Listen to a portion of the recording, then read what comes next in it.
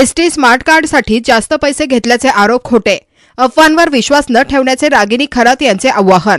ST smart card योजनेअंतर्गत प्रवाशांकडून smart card ऍक्टिव्हेशनसाठी जास्त पैसे उकळले जात असल्याच्या तक्रारीनंतर संबंधित एजन्सीच्या प्रमुख रागिनी विलास खरात यांनी समोर येत आपली बाजू स्पष्ट केली आहे. माझ्यावर लावले जात असलेले सर्व आरोप चुकीचे असून ते निराधार आहेत, असे त्यांनी आज माध्यमांशी संवाद साधताना ठामपणे सांगितले. गेल्या काही दिवसांपासून 300 रुपये आकारले जात असल्याची चर्चा सुरू होते. यावर स्पष्टीकरण देताना रागिनी खरात म्हणाल्या की एका वृद्ध व्यक्तीने 27 जून 2019 ची जुनी पावती दाखवून संभ्रम निर्माण केला, ज्यामुळे हा सर्व गोंधळ झाला.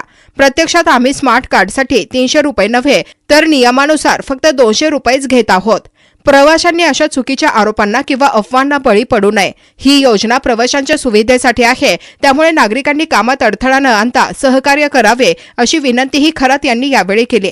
या स्पष्टीकरणामुळे गेल्या 2 दिवसांपासून सुरू असलेल्या आरोपावर आता पडदा पडला आहे.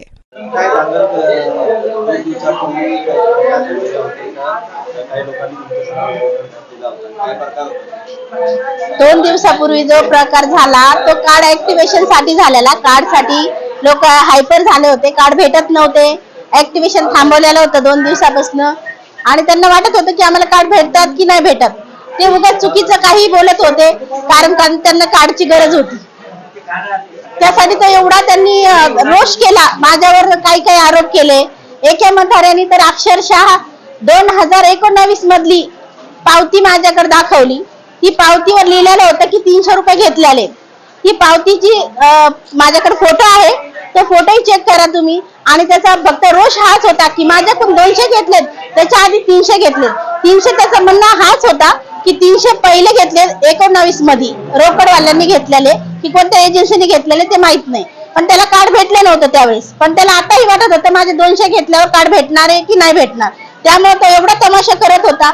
चुकीचं लोक त्याला आधार देऊन काही काही बोलायला लावत होते.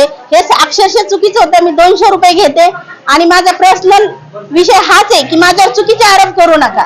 एक लेडीज म्हणून मी असं सांगते सगळ्यांना की मी सांभाळते एजन्सी.